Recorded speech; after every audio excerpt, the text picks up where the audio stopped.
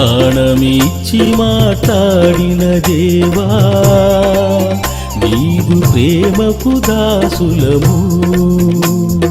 ప్రాణమిచ్చి మాట్లాడిన దేవా నీదు ప్రేమకు దాసులము. మాకు ప్రాణం లేని సమయంలో ప్రాణమిచ్చిన దేవుడవు. ప్రాణమిచ్చిన దేవుడవు. మాకు ప్రాణం లేని సమయంలో ప్రాణమిచ్చిన దేవుడవు. ప్రాణమిచ్చిన దేవుడవు. ప్రాణమిచ్చి మాట్లాడిన దేవా నీదు ప్రేమకు దాసులము.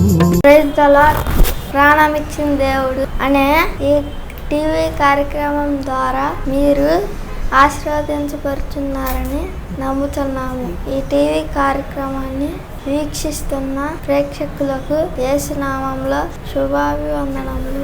ఆమేన్. ఈరోజు వాక్యము యోహాను శుభవార్త 8వ అధ్యాయములో యేసు తిరిగి దేవాలయములోనికి రాగా ప్రజలందరూ ఆయన యొద్దకు వచ్చిరి గనుక ఆయన కూర్చుండి వారికి బోధించుచుండెను. ఇంత మట్టికి మీకు అర్థమయ్యింది వాక్యం. చదువుతానే ఉండగానే కొంతమందికి అర్థమవుతుంది. ఒకవేళ చదువుకోలేని వాళ్ళకి చెప్తాను అర్థం. ఏమి లేదు, తెల్లవారగానే అంటే తెల్లవారుజామున యేసు ప్రభు అంట దేవాలయంలోనికి వచ్చారంట. వచ్చినప్పుడు ప్రజలందరూ ఆయన యొద్దకు వచ్చి కూర్చున్నారట. ఎందుకు కూర్చున్నారు? డాడీ ఏం చేస్తారని వచ్చి కూర్చున్నారు? జనం వాక్యం కోసం వచ్చారు. Very good. వాక్యం చెప్తారు యేసయ్య అని కూర్చున్నారట. అయితే ఏం జరిగింది? వారికి బోధించుచుండెను. హల్లెలూయా. యేసయ్య ఏం చేస్తున్నారు? వాక్యం బోధిస్తుంటే ఒక పెద్ద గొడవ వచ్చి పడింది అక్కడ. అయితే ఒక్కొక్కసారి జరుగుతుంది. వాక్యం చదువుతా చెప్పుతా ఉన్నప్పుడు పరిశుద్ధాత్మ దేవుడు యేసయ్య వాక్యం వివరిస్తూ ఉన్నప్పుడు ఒక్కొక్కసారి అక్కడికి వచ్చి సాతాను ఇబ్బందికరమైన పరిస్థితులు క్రియేట్ చేస్తాడు దుష్టుడు. ఆ మీటింగ్ ఆపాలని కానీ, అక్కడ వాక్యం చెప్పకూడదని కానీ, ఆ చెప్పే వ్యక్తిని అవమానపరచాలని కానీ, వినేవారిలో కొంతమందికి ఎందుకు ఇలాంటి ప్రార్థనలు, ఎందుకు ఇలాంటి కోటాలు ఎందుకు అనే అవగాహన తేవాలని సాతానుడు అక్కడికి వచ్చి ఒక బలమైన ఆటంకం తెచ్చాడు. ఏంటో చూద్దాం. శాస్త్రులను పరిసయ్యులను వీరు అక్కడున్న తెగవారు. ఇప్పుడిక్కడ మనం కూర్చున్నది ఎవరమంటే క్రైస్తవులమి. హల్లెలూయా, హల్లెలూయా. మనందరం క్రైస్తవులమే కదండి. బాప్తిసం తీసుకున్నాం. ఒకవేళ క్రైస్తవులు కాకుండా ఎవరైనా ఉన్నవాళ్ళు బాప్తిస్మము తీసుకొని యేసయ్యలోకి వస్తే క్రైస్తవులే. క్రైస్ట్ ఇన్ అంటే దేవునిలో ఉన్నవారిమి మనము. ఇక్కడేం జరుగుతా ఉందంట, 2 తెగలవారు వచ్చారంట. అది చదవండి, ఏం జరిగింది? వాళ్ళు వచ్చి ఏం చేశారు? శాస్త్రులను పరిసయ్యులను వ్యభిచారమందు పట్టబడిన ఒక స్త్రీని తోడుకొని వచ్చి ఆమెను మధ్య నిలువబెట్టి, బోధకుడా ఈ స్త్రీ వ్యభిచారము చేయుచుండగా పట్టబడెను. హల్లెలూయా. చూడండి, శాస్త్రులు పరిసయ్యులు వచ్చి డాడీ ఏమో వాక్యం చెప్తున్నారు. వాక్యం చెప్తుంటే వీళ్ళు కొంతమంది జనం గబగబగా పరిగెత్తుకుంటూ వచ్చారట. ఈ శాస్త్రులు పరిసయ్యులు వచ్చి అంటున్నారంట, యేసు ప్రభుతో అంటున్నారంట, బోధకుడా అని ముందు పిలుస్తున్నారు. బోధకుడా అనే మాట వాళ్ళు రెస్పెక్ట్గా పిలిచారు, మర్యాదగా పిలిచారు. అంటే బోధకుడా అంటే అర్థం ఏంటి? ఎంతమందికి తెలుసు ఈ మాటకు అర్థం? అసలు చదువుకున్న స్టూడెంట్స్ కంటే ఇళ్లలో చక్కగా ఏంటి పనులు చేసే వాళ్ళు బాగా చెప్తున్నారు. కాబట్టి మిమ్మల్ని దీవించిన కాక చెప్పండి ఏంటండి. అంతే, అందరికీ తెలుసు కానీ ఎవరో చెప్పట్లేదు. నోరు అసలు ఇప్పట్లా జెంట్స్ పక్క నుంచి. లేడీస్ ముందున్నారు అందరికంటే. ఈరోజు నేను అడుగుతున్న క్వశ్చన్స్కి నేను అడగట్లేదండి, నాలో నుంచి పరిశుద్ధాత్మ దేవుడే అడుగుతున్నారు. మనం ఏమి అడుగుతున్నామో అది జరుగుతుంది. నమ్మండి. Hope this one. తప్పకుండా ఇది జరుగుతుంది. అయితే డాడీ అంట కూర్చునుంటే ఈ పరిసయ్యులు ఈ శాస్త్రులు అనబడేవాళ్ళు రెండు తెగల వాళ్ళు. శాస్త్రులు అంటేనేమో బైబిల్ జ్ఞానం పండితులు, వాళ్ళు బైబిల్ తెలిసిన వాళ్ళు, శాస్త్రము ధర్మశాస్త్రము తెలిసిన వాళ్ళు శాస్త్రులు. పరిసయ్యులు కూడా దగ్గర వీళ్ళు వాళ్ళు ఒకటే, తెలుసు. కానీ యేసు ప్రభువుని మాత్రం దేవుడని ఇంకా నమ్మలేదు. వాళ్ళు యేసయ్యని దేవుడని నమ్మల, యేసయ్యని దేవుడని ఇంకా నమ్మట్లేదు. యేసు ప్రభు వాళ్ళ కళ్ళ ముందు ఉండి అద్భుతాలు చేస్తూ ఉంటే ఈయనెవరు అసలు, ఈయన చేసే అద్భుతాలేంటి, ఈ అద్భుతాలని మనం ఎందుకు ఒప్పుకోవాలి? లేక ఈ అద్భుతాలన్నీ మనం చూస్తున్నాము కళ్ళతో, ఈయనెవరో దేవుడని మనమంటే మన సంగతి ఏంటి? వాళ్ళు ఎవరంటే పెద్దలు. ఆ ఊరికి కొంతమంది పెద్దలు ఉంటారు, ఈ ఊర్లో కూడా ఉండొచ్చు. అయితే ఆ పెద్దలు ఏం చేస్తారంటే దేవుని వాక్యం వినటానికి రారు. ఈ బైబిల్ గ్రంథం నుంచి చెప్తున్నాను సుమా, నేను ఈ గ్రంథంలో విషయం చెప్తున్నా. ఈ శాస్త్రులు ఏం చేస్తారంటే వాక్యం తెలిసిన వాళ్ళు మందిరాల్లోకి వచ్చి వాక్యం వినరు. కానీ ఒకవేళ ఎవరన్నా వాక్యం చెప్తున్నప్పుడు వింటే తప్పులు పెడతారు, తప్పులు ఎత్తుకుతూనే ఉంటారు. వారే బైబిల్ గ్రంథం తెలిసిన వారు. అదేంటండి మరి బైబిల్ తెలిస్తే అసలు మనం మాట్లాడకూడదు కదా, ఎవరన్నా తప్పు చెప్పినా మనం మాట్లాడకూడదు అనుకుందామా? అవును, మాట్లాడకూడదు. కానీ వీళ్ళు మాట్లాడతారు. అందుకే ఇక్కడ ఏమంటున్నాడంటే 24వ వచనం చూడండి, 24 గట్టిగా చదవండి. కాగా మీ పాపములోనే ఉండి, మీ పాపములలోనే ఉండి మీరు చనిపోవుదురని మీతో చెప్పి తిని. హల్లెలూయా. వీళ్ళు ఎలా చనిపోతారంట? పాపములోనే ఉండి, పాపములో ఉండి చనిపోతారట వీరు. నేను అంటలేదు, బైబిల్లో క్లియర్గా డాడీ చెప్తున్నారు, యేసయ్య చెప్తున్నారు. ఎంతకాలమో వాళ్ళకి చెప్పి చెప్పి చెప్పి విసుగొచ్చినా వాళ్ళు మారే పద్ధతి లేదు. పైగా నీవు అసలు ఎవరివి అని ఇక్కడ క్వశ్చన్స్ వేస్తున్నారు. ఆ క్వశ్చన్స్ వేస్తూ ఇబ్బంది పెడుతూ ఉన్నా కూడా ఒక చోట వాక్యం చెప్తా ఉంటే వీళ్ళు అడుగుతున్నారంట, ఒక సమస్య తీసుకొచ్చి పెట్టారు. నేను చెప్పాను ఇందాకే, ఏదైనా వాక్యం వింటే కనుక ఇబ్బంది పెట్టాలని క్వశ్చన్స్ వేస్తారు. ఇక్కడ ఒక సమస్య తీసుకొచ్చి పెట్టారు. ఆ సమస్య అసలు వాళ్ళకి సంబంధించింది కాదు. ఎవరో ఎక్కడో పాపం చేస్తామంటే నీకెందుకు? పాపము చేస్తామన్న దానికి వచ్చే జీతం ఏంటి? మరణం. నేను ఒకవేళ పాపము చేస్తే దానికి మరణానికి సంబంధించింది, అనుభవించేది ఎవరు? నేనే. నా పాపము గురించి శిక్ష అనుభవించేది నేను. అయితే నన్ను బాగు చేయాలనుకునేది నా తల్లిదండ్రులు, లేకపోతే దీనికంటే ముందు సృష్టికర్త. అయితే వీళ్ళు ఏం చేస్తున్నారంటే ఒక వ్యక్తి పాపములో ఉందట, వీళ్ళు చూచారు. వీళ్ళ పని అదే, నేను చెప్పాను ముందే, వెతుకులాడుతూ ఉంటారు. ఎవరు వాక్యం చెప్తా ఉంటే తప్పు వెతుకులాడదాం, ఎవరు మాట్లాడుతుంటే తప్పు పెడదాం, ఎవరు మందిరంలో కూర్చుంటే తప్పు చేస్తున్నారా చూద్దాం. ఇవే వాళ్ళు ఏం చేశారంట, ఒక వ్యభిచారము చేస్తూ ఉన్న ఒక స్త్రీని, అనగా వ్యభిచారము చేస్తూ ఉన్నప్పుడు పట్టబడిన స్త్రీ అని చాలా క్లియర్గా ఇచ్చాడు ఇంగ్లీష్ బైబిల్లో. ఇక్కడ వాళ్ళు ఏం చేశారంట, ఆ స్త్రీని మాత్రమే తీసుకొచ్చారట. చూడండి, ఈ స్త్రీ వ్యభిచారము చేయుచుండగా పట్టబడెను. హల్లెలూయా. ఒక చోట ఒక గదిలో ఉన్నప్పుడు వీళ్ళు ఎందుకు వెళ్ళాలి? దీనిని బట్టి మనం ఏం నేర్చుకోవాలంటే, ఎవరైనా పాపము చేస్తూ ఉంటే, ఏదైనా ఇబ్బందికరమైన పరిస్థితుల్లో ఉంటే మనం వెళ్ళి వాళ్ళ మీద ఏదో అసహ్యంగా ఊహించుకొని వేరే వాళ్ళకి చెప్పడం. ఇప్పుడు వాళ్ళు అదే చేస్తున్నారు. ఈ అమ్మాయి పాపం చేస్తుంది, రా నువ్వు పాపం చేస్తున్నావు కాబట్టి మోజెస్ ఇచ్చిన ధర్మశాస్త్ర ప్రకారము రాళ్లతో కొట్టి చంపాలి అని ఉన్నది. పురుషుడు స్త్రీ పాపములో ఉన్నప్పుడు చూచిన వారు చేయవలసిన శిక్ష అక్కడ పెట్టాడు ప్రభు. అది ఏంటంటే రాళ్లతో కొట్టాలి అని. ఆ రాళ్లతో కొట్టవలసిన సమయంలో వీళ్ళు ఏం చేశారంటే ఒక స్త్రీని మాత్రమే తీసుకొచ్చారు. ఒక స్త్రీనే కదండి ఇక్కడ ఉన్నది. ఒక స్త్రీని తీసుకొచ్చి అక్కడ యేసయ్య వాక్యం చెప్తా ఉంటే ఆ జనం, ఇప్పుడు మనందరం ఎలా కూర్చున్నాం అలా కూర్చుని ఉంటే వచ్చారు శాస్త్రులు పరిసయ్యులు వచ్చి ఆ అమ్మాయిని తీసుకొచ్చేసి యేసయ్య ఇలాగే ఒక స్థలంలో కూర్చొని చెప్తా ఉంటే ఆ అమ్మాయి మధ్యలో వదిలేసి పిలుస్తున్నారు, బోధకుడా. సరే ఏంటన్నారు డాడీ, మరి ఈమె తప్పు చేస్తున్నప్పుడు మేము పట్టుకున్నాము, మేము చూసాము, సాక్షులము, మేము చూసిన వారిని ఏమంటామంటే సాక్షులు. మరి ఏదైనా కేసు గురించి వెళ్ళినప్పుడు సాక్షులు ఎవరైనా ఉన్నారా అంటారు. ఆ సాక్షులు వీళ్ళు ఏం చేశారంటే మేమే చూసాము కాబట్టి మోషే ధర్మశాస్త్ర గ్రంథములో పాపం వ్యభిచారము చేస్తూ ఉన్న స్త్రీ పనిష్మెంట్ ఏంటంటే, శిక్ష ఏంటంటే అందరూ రాళ్ళేసి కొట్టాలి. మోషే ఆజ్ఞాపించిన ధర్మశాస్త్రము యొక్క కొన్ని ప్రతులు తీసుకొచ్చి వాళ్ళు ఇక్కడ చెప్పుతా ఉన్నారు. అయ్యా, మరి మోషే గారు మనకు ధర్మశాస్త్రం ఇచ్చారు కదా, ఆ ధర్మశాస్త్రం యొక్క సారాంశం ఏంటి అంటే వ్యభిచారము చేయుచున్న స్త్రీని రాళ్ళు పెట్టి కొట్టి చంపాలనుంది. కానీ ఇక్కడ ప్రభు చూస్తున్నారు, మరి మేము కొట్టమా వద్దా, మేము చంపాలి కదా అని అడుగుతున్నారు.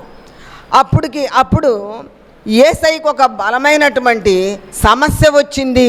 సమస్య ఎవరికి వచ్చింది? ఇక్కడ యేసయ్యకి వచ్చిందా లేకపోతే ఆ తెచ్చిన వాళ్ళకి వచ్చిందా? సమస్య యేసయ్యకే వచ్చింది. ఎందుకని యేసయ్యకి సమస్య రావడం ఏంటండి బాబు, మీరు ఆయన దేవుడైతే అనుకోవచ్చు కదా మనం. కానీ వచ్చింది ఇక్కడ సమస్య. యేసయ్య ధర్మశాస్త్ర గ్రంథం ప్రకారమేమో, మోషే చెప్పిన ధర్మశాస్త్రం ప్రకారమేమో వ్యభిచారం ముందు పట్టబడిన స్త్రీని కానీ పురుషుని కానీ ఇద్దరికీ పనిష్మెంట్ ఏమనుంటే, వీళ్ళు ఏం చేశారంటే, పురుషులు కదా తీసుకొచ్చింది, పురుషులు స్త్రీని మాత్రం తీసుకొచ్చి మరి మేము పనిష్మెంట్ ఇవ్వమా అని అడుగుతున్నారు యేసయ్యని. యేసయ్య ఇప్పుడు ఏం చేయాలి మరి చెప్పండి, మీరే ఏం చేయాలా? ఎవరికి న్యాయం చేయాలి? ఈ స్త్రీకి న్యాయం చేయాలా? స్త్రీకి రాళ్ళేసి కొట్టాలా?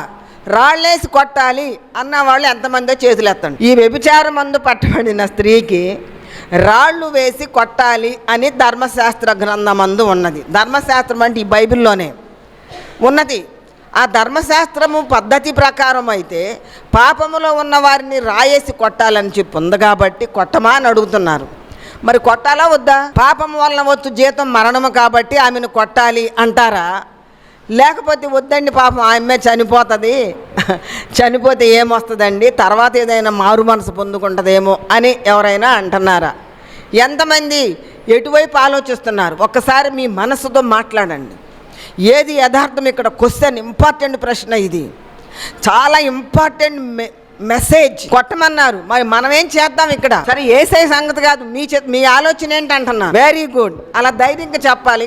ఇంకా ఇప్పుడైనా ఎవరైనా చెప్పుతారా కొట్టకూడదని ఒక ఆమె చెప్తుంటే అందరూ ఏం చేయాలి? మీరందరూ కొట్టకూడదని చేతులు పైకెత్తాలి. యేసు నామములో కొట్టకూడదు. హల్లెలూయా, హల్లెలూయా. Whatever sin it may be, అది ఏ రకమైన పాపమైన, వ్యభిచారమైన, దొంగతనమైన, కత్తిపోటు లాంటి మాటలు మాట్లాడినా కొట్టకూడదు అని మనం చెప్పాలి ఇప్పుడు ఈ దినాలను బట్టి. ఎందుకంటే వాళ్ళు ఉన్న కాలము యేసు ప్రభు కాలం, అప్పుడే యేసయ్య వచ్చారు, కానీ వారు ఇంకా సిలువ మీద ప్రాణం పెట్టలేదు. ధర్మశాస్త్ర గ్రంథాన్ని ఆచరణలో పెడుతున్నారు వాళ్ళు. తండ్రి మాత్రమే వాళ్ళకి తెలుసు, యేసు ప్రభు ఇంకా తెలియలేదు. అయినా కానీ యేసుక్రీస్తు ప్రభు ఈ లోకానికి వచ్చి జన్మించారు. 33.5 సంవత్సరాలు ఉన్నారు. 30 సంవత్సరంలో 31లోనో చేస్తున్న పనిది. మరి వాళ్ళు ఎందుకు యేసయ్యని నమ్మట్లా? యేసయ్య పుట్టారు కదా, మనం బర్త్డే చేస్తున్నాం. మరి వాళ్ళు 30 సంవత్సరాలు పెరిగారు యేసయ్య. వాళ్ళ కళ ముందు వాళ్ళందరూ పెద్దవాళ్ళు మాట్లాడేది ఎక్కడ? ఈ గ్రంథంలో. శాస్త్రులు పరిసయ్యులు పెద్దవాళ్ళు, యేసు ప్రభు కంటే పెద్ద వయసు ఉన్నది, చాలా పెద్ద వయసు కలిగిన వాళ్ళు మాట్లాడుతున్నారు. యేసు ప్రభుని వాళ్ళు నమ్మట్లా. మరి బైబిల్ గ్రంథంలో ఉన్న ప్రకారము మనం ఇప్పుడు ఏం చేయాలంటే, తండ్రి పంపించారు యేసయ్య దగ్గరికి. మనం వెళ్ళకపోతే గనక నా ద్వారా తప్ప ఎవడును తండ్రి యొద్దకు చేరడు అనగా, తండ్రి యొద్దకు మనం వెళ్ళాలి అంటే యేసుక్రీస్తు ద్వారా వెళ్ళాలి. తండ్రి కూర్చుని ఉంటారు, తండ్రి సింహాసనం అలా పైన ఉంటుంది. డాడీ జీసస్ ఇక్కడ కూర్చుంటారు కొంచెం తక్కువ ప్లేస్లో. మీకు చెప్పాను, తండ్రి చాలా హైయెస్ట్ ప్లేస్లో ఉంటారు, పరిశుద్ధాత్మ దేవుడు ఇంకా కొంచెం తక్కువలో ఉంటారు. మన ప్రార్థనలో పరిశుద్ధాత్మ దేవుడే మోసుకెళ్ళేది యేసయ్య దగ్గరకు. యేసయ్య రండి, యేసయ్య రండి, యేసయ్య రండి, ఆ తండ్రి రండి అంటే తండ్రి యేసయ్య రారు, ఆత్మదేవుడు వస్తారు, పరిశుద్ధాత్మ దేవుడే. మరి ఇప్పుడు ఇక్కడ సాక్ష్యం చెప్తున్నారు కదా, సాక్ష్యం చెప్తున్నాము మనం. ఎందుకంటే ఇది దేవుని సన్నిధి కాబట్టి, ఈ మందిరములో ప్రభు ఉంటారు కాబట్టి, పరిశుద్ధాత్మ దేవుడు యేసయ్య అందరూ కూర్చొని ఉంటారు. మన కళ్ళకి కనబడరు, వాళ్ళు ఉన్నారు. ఆత్మతో చూస్తే తెలుస్తుంది. వాళ్ళు సాక్ష్యాలు వింటున్నారు.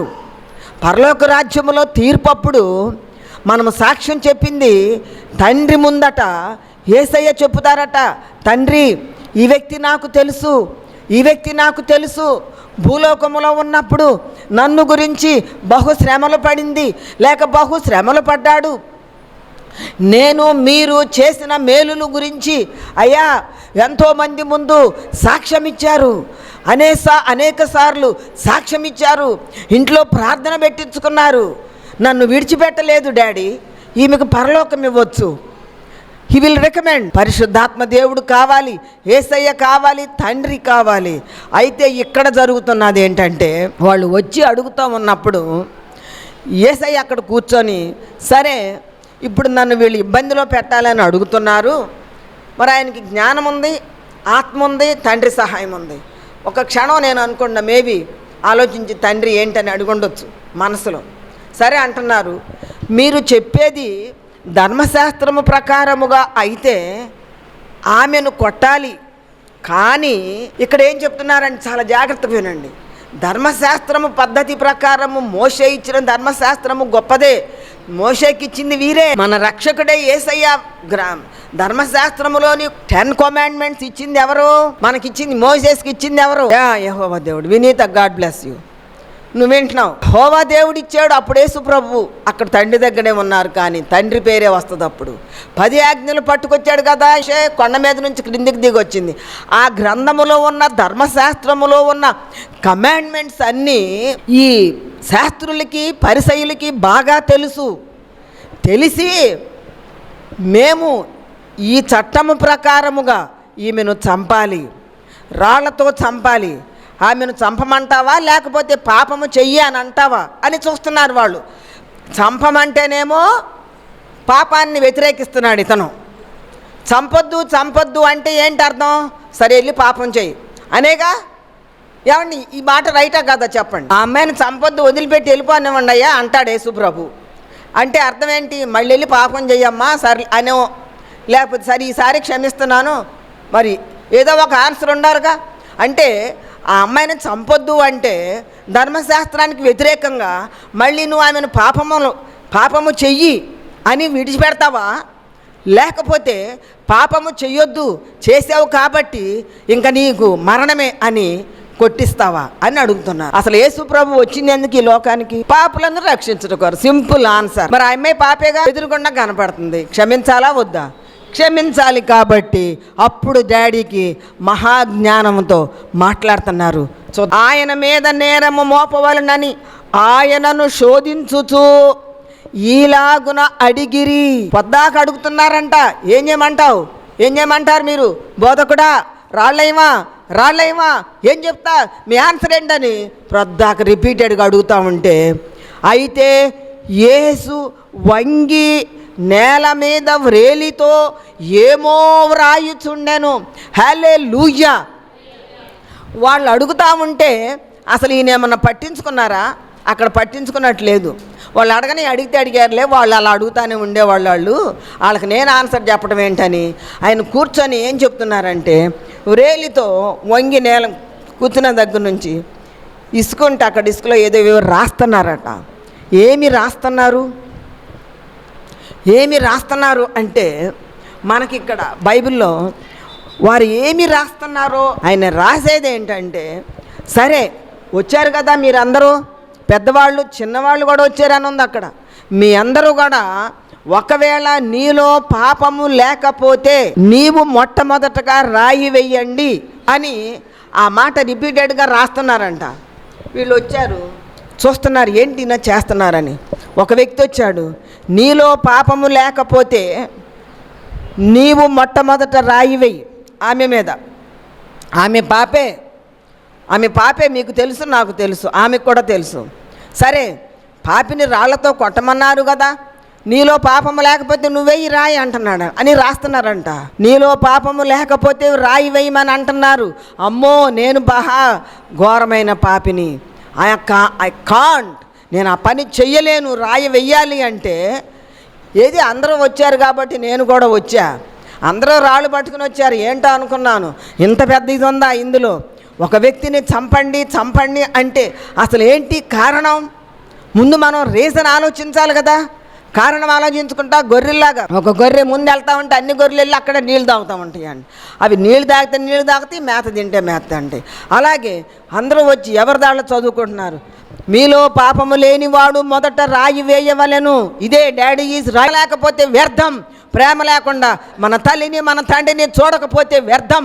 పొరుగు వారికి కొంచెమైనా సహాయం చేయకుండా నేను గొప్ప మంచి వ్యక్తిని, దేవుడికి లక్షలు ఇస్తున్నాను, ఏంటో చేస్తున్నాను, నేను గొప్పవాడిని అనుకుంటే కుదరదు అన్నది బైబిల్లో. అయితే యేసుక్రీస్తు ఒక్కడే.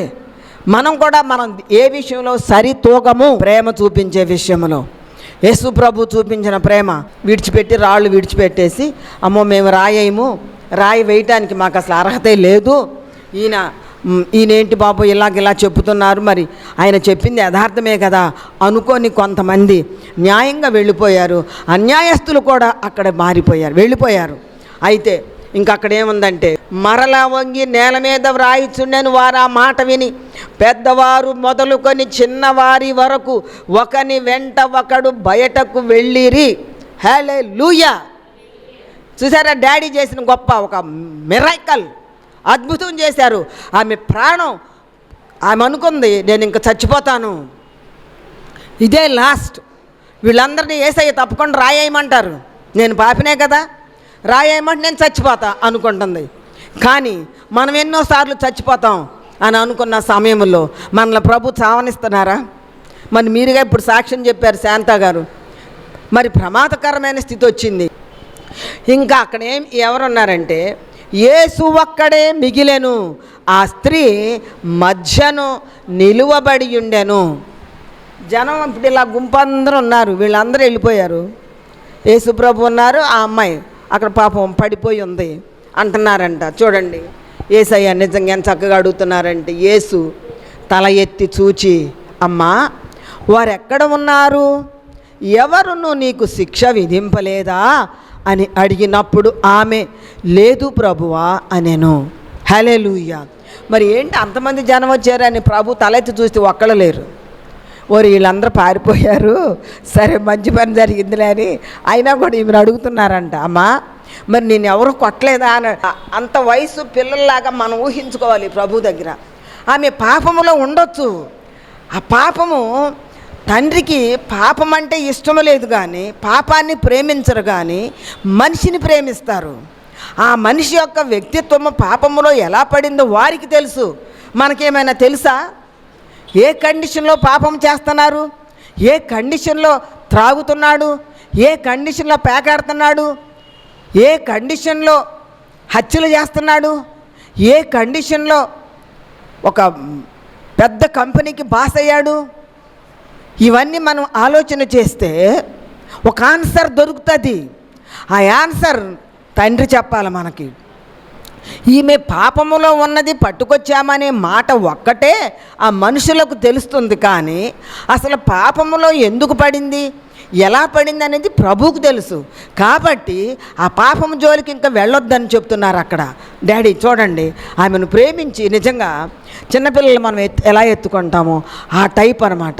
మనందరిని అలాగే ఎత్తుకొని నిజంగా నువ్వు ఇంకెప్పుడు ఆ తప్పు పని చేయొద్దమ్మా అని చెప్తున్నారు. చూడండి ఒకసారి చదవండి. ఆమె లేదు, 11వ వచనమండి, లేదు ప్రభువా అనెను. అందుకు యేసు, నేను నీకు శిక్ష విధింపను, నీవు వెళ్ళి ఇక పాపము చేయుకుమని ఆమెతో చెప్పాను.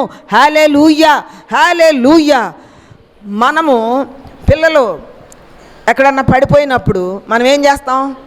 పడిపోతే లేపుతాం, పోనీ మనం చూడం, వేరే వాళ్ళు ఎవరో చూసి తీసుకొచ్చి అప్పచెప్తారు, ఏమండి పడిపోయిందండి మీ పాప అక్కడ. మనం ఏం చేస్తున్నాం? వాళ్ళు శుభ్రంగా స్నానం చేపించేటప్పుడే చెప్తాం, అమ్మా ఇంకెప్పుడు అక్కడికి వెళ్ళబాక, ఎక్కడ పడిపోయావు, ఎలా పడిపోయాని మనం అడుగుతావా? అది మనకు తెలుస్తుంది ఈ లోకరీత్యా. ఇది స్పిరిచువల్గా ఆలోచించవలసిన విషయం. ఆమె ఒక వ్యక్తి అనే తెలుసు మనకి, వ్యభిచారి అని వాడు పేరు పెట్టాడు, కానీ ఆమె వ్యభిచారో కాదో మనకు తెలియదు, వాడికి కూడా తెలియదు, ఆ శాస్త్రులు అనబడే వాళ్ళకి కూడా. యేసయ్యకి ఒక్కళ్ళకే తెలుసు, అమ్మా నువ్వు ఎప్పుడు అట్ట వెళ్ళబాక పడిపోతావు అని మనం ఎలా చెప్తామో అలాగా డాడీ ఏం చెప్తున్నారంటే, తల్లి నువ్వు ఇంకెప్పుడు ఆ పాపం జోలికి వెళ్ళబాకు, అంతే తప్ప ఏంటి నువ్వు ఎందుకు అలా పాపం చేసేవే బుద్ధులేందా అని తిడుతున్నారా? ఏం తిట్టట్లేదు, అసలు కోపగించుకోవట్లా. చూడండి, చాలా సౌమ్యంగా చెప్తున్నారు యేసయ్య. అంటే ఆ సౌమ్యంగా చెప్పే మనసు మనకి ఎప్పుడు వస్తుంది? మన హృదయంలో ప్రేమ ఉంటేనే వస్తుంది. ప్రేమ లేకపోయినా, ఈర్ష్య ఉన్నా, ద్వేషం ఉన్నా, అలా మనసు రాదు. గట్టిగా అరుస్తాం, చాలే ఊరుకో, ఇంకొకసారి ఎలబాకట్టు, ఏంటి గొడవ అని మనం తప్పకుండా అరుస్తామా లేదా? అరుస్తాం, అది న్యాచురల్. కానీ యేసుక్రీస్తు ప్రభుకి న్యాచురల్గా ఉండేది ఏంటి? ప్రేమ. హల్లెలూయా. ఈ ప్రేమ కోసమే మనందరమే ఇలా బ్రతుకుతున్నాం. ఆయన ప్రేమ మనలో లేకపోతే మనము నిజంగా పాపులమే. మన ప్రక్క వాళ్ళు కూడా మనల్ని అసహించుకుంటారు. ఒక్కొక్కసారి మనము మాట్లాడే మాట తీరు కానీ, ప్రవర్తన చూసి కానీ ప్రక్క వాళ్ళు అసహించుకుంటే మన పరిస్థితి ఏంటి? ఎందుకు ఇలాంటి సిట్యువేషన్ వస్తుంది అంటే కేవలము సొసైటీలో జనము చచ్చిపోతున్నారు అంటే ప్రేమ లేకపోవటమే కారణం. కాబట్టి మనందరము కూడా ప్రేమ గురించి నేర్చుకోవాలి. యేసయ్య చాలా చక్కటి లెసన్, భయంకరమైన పాపిని ప్రేమతో హత్తుకున్నారు. నిజంగా చాలా ఈ వాక్యం చదువుతూ ఉన్నప్పుడు నాకు చాలా హృదయం ఆనందంగా ఉంటుంది. ఎందుకంటే ఎవరో చేయని పని ఆయన చేసి చూపించారు. ఒకవేళ ఆ అమ్మాయి తల్లిదండ్రులే అసహించుకోవచ్చు, మా అమ్మాయి ఇలాంటిదండి, నాకు చెప్తూ ఉంటారు కొంతమంది, మా అమ్మాయిదే తప్పండి, మా అల్లుడు చాలా మంచోడు, మా అమ్మాయి చెడ్డదండి, అమ్మగారు కొంచెం పలానా ప్రార్థన చేయరా, నా అల్లుడు నా కూతురు కలిసి ఉండాలని ఆయన యొక్క ప్రేమ నాలో పెట్టారు. నేను కూడా నిజంగా కొన్నిసార్లు పరిశుద్ధాత్మ దేవుని ద్వారా కన్నీటితో ప్రార్థన చేస్తే వెంటనే జవాబిస్తున్నారు డాడీ. నేనేం కాదు, మనం ఎవరమీ కాదు, కానీ ప్రార్థన చేస్తే జవాబిచ్చేది యేసయ్య మాత్రమే అని మనం తెలుసుకోవాలి. ఇప్పుడు ఇక్కడ క్షమించబడింది వ్యభిచారమందు ఉన్న వ్యక్తి. మందు, ఒక వ్యాధికి జబ్బు వస్తే మందు ఏంటంటే ముందు యేసయ్య. నేను ఎన్నోసార్లు చెప్తున్నా, హాస్పిటల్ పరిగెత్తబాకండి, ముందు ప్రార్థన చేయండి. కాబట్టి ప్రార్థనలో అంత శక్తి ఉంటుందని మనందరము గ్రహించాలి. ఈ వాక్యము ద్వారా మనకి ముందు ప్రభువు పాపము చెయ్యొద్దు అని చెప్పటమేది అనేదే చాలా గొప్ప విషయం.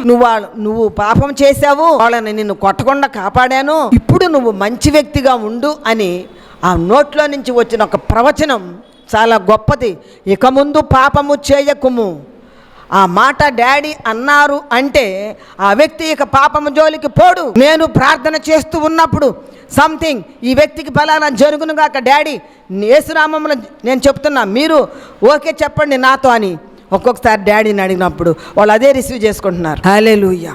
అంటే ఆ వ్యక్తి బాగుపడిపోతుంది అని అర్థం చేసుకోవాలి. ఆయన మాట రిలీజ్ చేస్తా ఉన్నప్పుడే ఆ పాపము చేయకుండా ఉండే ఆ నేచర్ ఆమెలోకి వెళ్ళిపో. ఆ రోజు నుంచి ఆమె నార్మల్ అయిపోతుంది, బలవంతరాలుగా దేవుని బిడ్డగా ముద్ర వేయబడి. అలాంటి వాగ్దానం మనం పొందుకోవాలి. ఒకవేళ ఇప్పటి వరకు ఏదైనా ప్రేమ లేని మనసుగా మనం ఉంటే ఇప్పటి నుంచి ప్రభువుని అడుగుదాం. దేవుడు నాకు ఇచ్చిన ఈ అవకాశం కోసం దేవునికి కోట్లాది వందనాలు. My lord Jesus and my Holi ghost, now I am requesting you my lord, you please release your powerful spiritual blessings.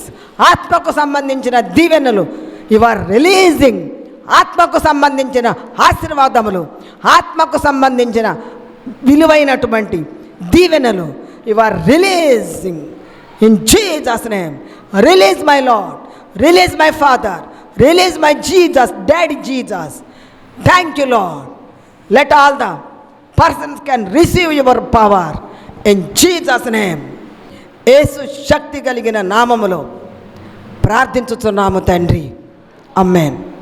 మీ ప్రార్థన అవసరతలకు సంప్రదించవలసిన మా చిరునామా: జే జయమ్మ విల్సన్, కృపా సన్నిధి, WRCC, door number 47-9-4, ESI hospital road, Gunadala 4, Vijayawada 520004, Krishna జిల్లా, ఆంధ్రప్రదేశ్, ఇండియా. మా ఫోన్ నంబర్లు 87 90 92 85 98, మరి ఒక నెంబరు 93 96 80 80